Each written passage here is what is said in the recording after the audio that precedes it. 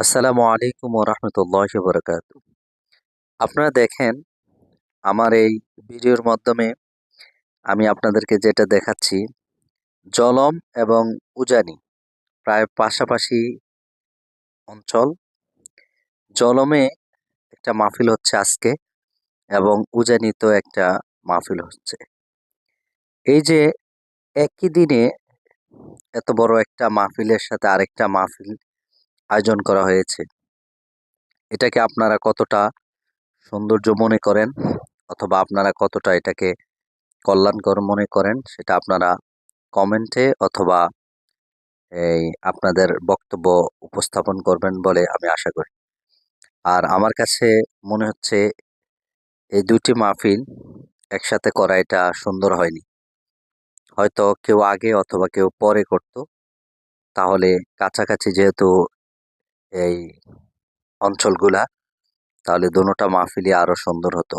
বিশেষ করে উজানি মাহফিলের এই যেহেতু এটা বিশাল বড় মাহফিল, এটার সাথে তাদের মাহফিলের আয়োজন করা সেটা সুন্দর হয়নি বলে আমি মনে করি। যেহেতু জলেমের মাহফিলটা করাতে উজানির মাহফিলের উপরে কোনো প্রভাব পড়বে বলে আমি তেমন একটা মনে করি না।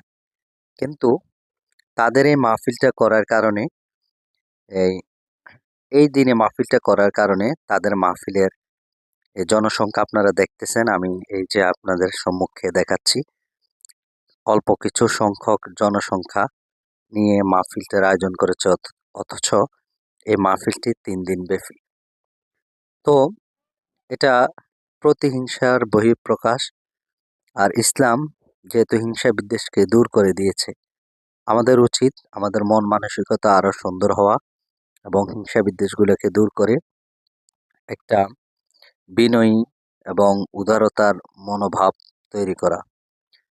এই হিংসা বিদ্বেষের কারণে আমরা মুসলমানেরা আজকে লাঞ্ছিত, অপমানিত, হ্যাঁ প্রতিপন্ন হচ্ছি। আমার আশা যারা এই ভিডিওটি দেখবেন তাদের প্রত্যেককে বলবো আমাদের অন্তর থেকে হিংসা বিদ্বেষ দূর করে আমরা সকলেই মুসলমান এই চিন্তা চেতনায় এসে সকলেই সকলের প্রতি উদারতা প্রকাশ করি এবং পরস্পরের প্রতি সহানুভূতি দেখিয়ে আমাদের মুসলমানদের যে সৌন্দর্যতা, আদব কায়দা, শৃঙ্খলা সেটাকে আমরা বাস্তব রূপান্তরিত করি। এই বলে আমি বিদায় নিলাম। আসসালামু আলাইকুম।